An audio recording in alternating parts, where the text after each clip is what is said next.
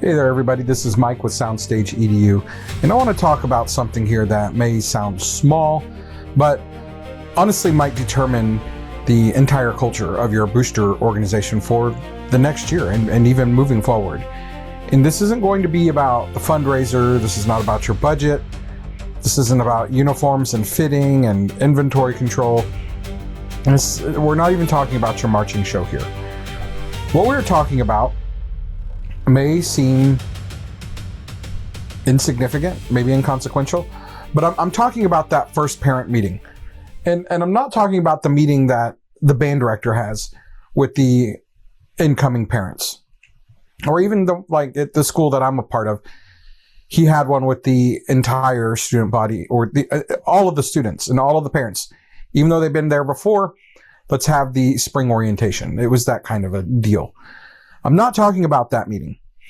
I'm talking about the first parent booster meeting that the band booster puts on. Because the reason I'm bringing that up right now is because across the country, everywhere, from coast to coast, new parents are walking into these rooms for the very first time. And a lot of them are nervous. It's not a mystery here. We know that. We can see it in their eyes. But there are also some that are excited. But perhaps there are some that even feel overwhelmed, and some are probably trying to figure out where they belong in this whole big system of people. And let's be honest, there are some here that are wondering if they even actually matter or belong in this space. And whether we realize it or not, those first 15 minutes teach them exactly what kind of culture that they've just stepped into. And this is even before the meeting actually starts. We spend so much time worrying about money and volunteers and fundraising and that hidden drama, logistics. But I feel that very few organizations intentionally think about emotional onboarding. How do the new parents actually feel when they walk in? Do they feel welcomed? Do they feel safe enough to ask questions? Do they feel judged if they ask questions? Do they come in feeling like outsiders? I mean, naturally they do. But are we encouraging that outsider feeling with our own dismissiveness? Do they feel like they've walked into a clique that's been running the same conversations for 10 years? Because I'll tell you right now, volunteers are not just retained through organization.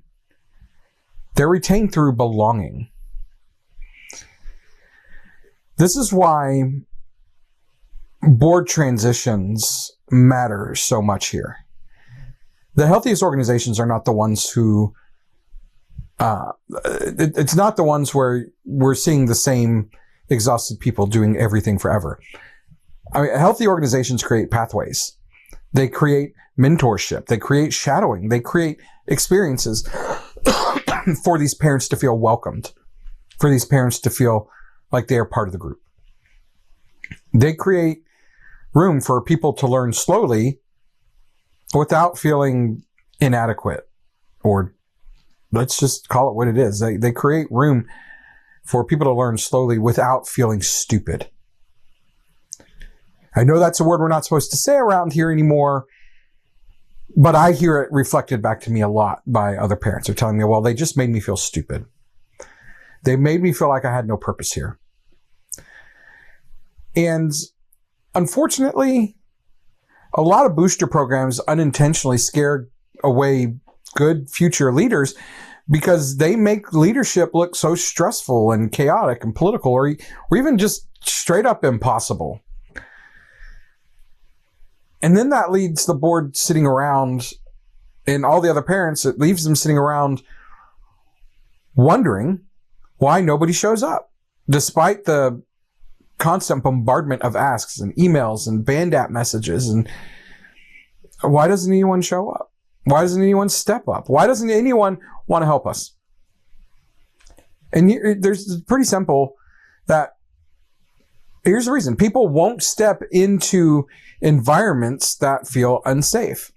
And I know a lot of us are tired of hearing safe spaces, and a lot of, people my age just roll our eyes every time we hear the word create a safe space for them. If you want volunteers, you need to create a safe space for them to come and step in and learn. So, honestly, this is why the first meeting is so important.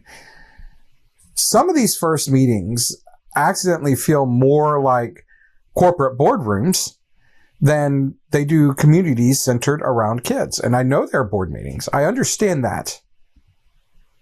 There's a board sitting there at the front of the room in most places, in most cases. But first and foremost, we are a community for the kids. That way, in this first meeting, these new parents do not need to walk into tension. Create a different space for this first meeting. They don't need to walk into sarcasm. They don't need to hear 10 years of unresolved booster drama in the first 30 minutes of the meeting. What they need is clarity. They need warmth, direction, purpose.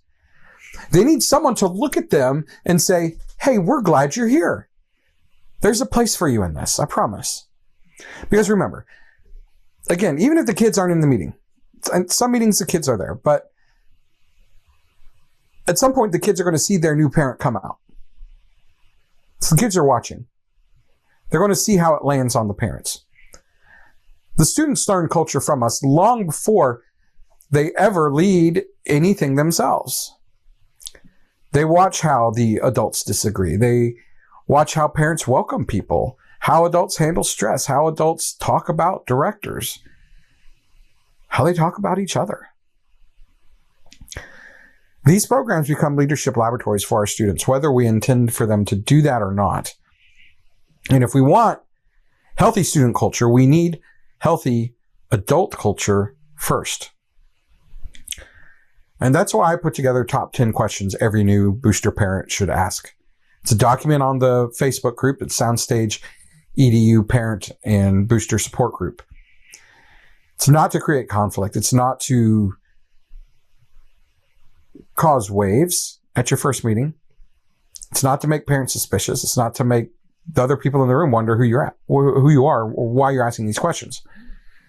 But it's to give you language.